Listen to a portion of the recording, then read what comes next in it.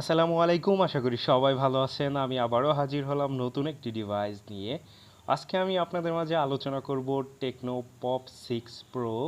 এই ডিভাইসটিতে কি কি থাকছে এবং কত টাকা প্রাইস ধরা হয়েছে বিস্তারিত আলোচনা করব। অবশ্যই ভিডিওটি শেষ পর্যন্ত দেখতে হবে। শেষ পর্যন্ত না দেখলে আসলে বুঝতেই পারবেন না কি কি থাকছে এই ডিভাইসটিতে। আর আপনি যদি আমার চ্যানেলে একদমই নতুন হয়ে থাকেন, অবশ্যই চ্যানেলটি সাবস্ক্রাইব করে বেল আইকনটি বাজিয়ে দিবেন লেটেস্ট আপডেট সবার আগে পাওয়ার জন্য। তো কথা না বাড়িয়ে চলুন শুরু করা যাক।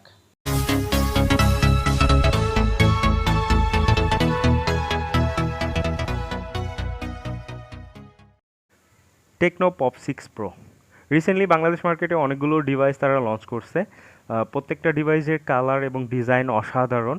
তো পপ 6 প্রোর ক্ষেত্রেও কোনো দিক দিয়েই কমতি রাখেনি। এই ফোনটিরও ডিজাইন এবং কালার গ্রেডিয়েন্ট করা হয়েছে, দেখতে অসাধারণ লাগতেছিল।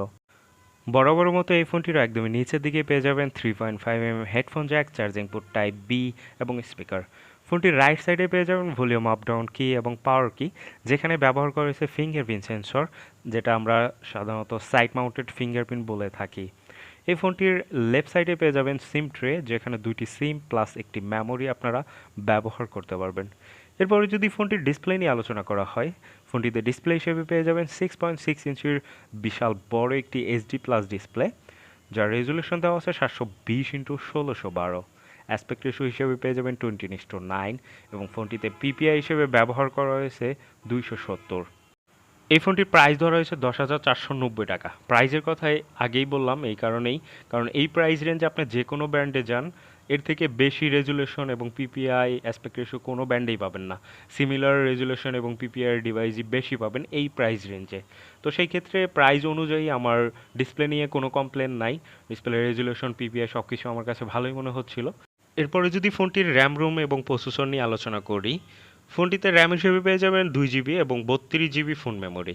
প্রসেসর হিসেবে ব্যবহার করা হয়েছে মিডিয়াটেকের হেলিও A22, যার clock speed 2.0 GHz quad core processor. 10,490 টাকায় কোয়াড কোর প্রসেসর, এটা ভাবা যায়? একটা সময় এই প্রাইস রেঞ্জে আমরা অনেক ভালো প্রসেসর ব্যবহার করেছি। বর্তমান বিশ্বে চিপসেট সংকটের কারণে প্রত্যেকটা ব্র্যান্ডই কিন্তু হচ্ছে অনেক নিম্নমানের চিপসেট দিয়েই ফোন তৈরি করতেছে এবং পারফরমেন্স ভালো দেওয়ার চেষ্টা করতেছে। কারণ বর্তমান বিশ্বে চিপসেটের খুবই সংকট এবং অনেক নামি দামি ব্র্যান্ডও কিন্তু 20,000 টাকার নিচে নিম্নমানের চিপসেট দিয়েই ফোন তৈরি করতেছে। তো এই প্রাইস রেঞ্জে যে কোনো ব্র্যান্ডই নতুন ফোন নিয়ে আসতে গেলে অবশ্যই কোয়াড কোর প্রসেসরই পাবেন, অক্টা কোর খুবই কম পাবেন। তবে ব্র্যান্ড ভ্যালু সেই ক্ষেত্রে অনেক কিছুই ম্যাটার করে। যাই হোক, 10,000 টাকার মধ্যে এই ফোনটির প্রসেসর একটু কমই দিয়ে দিয়েছে, একটু ভালো প্রসেসর দিলেও পারতো। এটা আমরা এক্সপেক্ট করতেই পারি কাস্টমার হিসাবে। ফোনটিতে 5,000 mAh-এর বিগ ব্যাটারি দেওয়া আছে।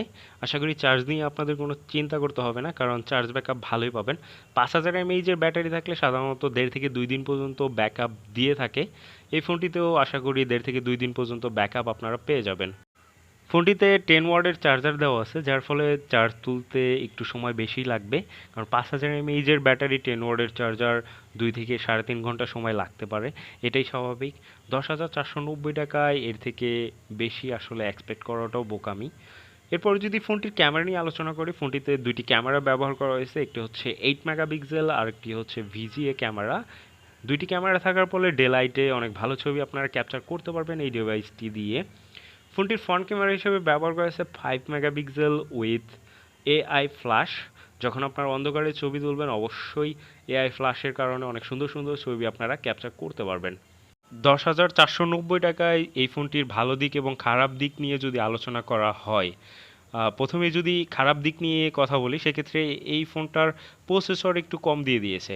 আমার কাছে এটাই মনে হয়েছে, কারণ প্রসেসরটা যদি এর থেকে একটু ভালো প্রসেসর দিত, অবশ্যই আমরা এই ফোনটিতে ভালো পারফরমেন্স পাইতাম। ভালো দিক নিয়ে যদি কথা বলি, সেক্ষেত্রে কয়েকটা ভালো সাইট আছে এটার। প্রথমেই যদি বলি, এই ফোনটিতে কিন্তু সাইড মাউন্টেড ফিঙ্গারপ্রিন্ট পাবেন। এই প্রাইস রেঞ্জে কিন্তু অনেক ব্র্যান্ডেই হচ্ছে ফিঙ্গারপ্রিন্ট পাবেন না, সেক্ষেত্রে এই ফোনটিতে কিন্তু ফিঙ্গারপ্রিন্ট আপনারা পেয়ে যাবেন। এবং 5,000 mAh-এর বিগ ব্যাটারি, 5,000 mAh-এর বিগ ব্যাটারির ফলে কিন্তু চার্জ ব্যাকআপটাও অনেক ভালো পাবেন। এরপর হচ্ছে বিশাল বড় একটি ডিসপ্লে ডিভাইস পাইতেছেন। পিপিআই এবং রেজুলেশন এই প্রাইস রেঞ্জে আমার কাছে ভালোই মনে হচ্ছে। 10,490 টাকায় কোন কোন দিকটা আপনার কাছে কম মনে হয়েছে এবং কি কি ভালো লেগেছে এই ডিভাইসটির, অবশ্যই কমেন্ট বক্সে জানিয়ে দিবেন। আর ভিডিওটি ভালো লাগলে অবশ্যই একটি লাইক করবেন। আর আপনি যদি আমার চ্যানেলে একদমই নতুন হয়ে থাকেন, অবশ্যই চ্যানেলটি সাবস্ক্রাইব করে বেল আইকনটি বাজিয়ে দিবেন লেটেস্ট আপডেট সবার আগে পাওয়ার জন্য। আমি জানি আপনিই একমাত্র ব্যক্তি শেষ পর্যন্ত দেখতেছেন, সেই জন্য আপনাকে অসংখ্য ধন্যবাদ।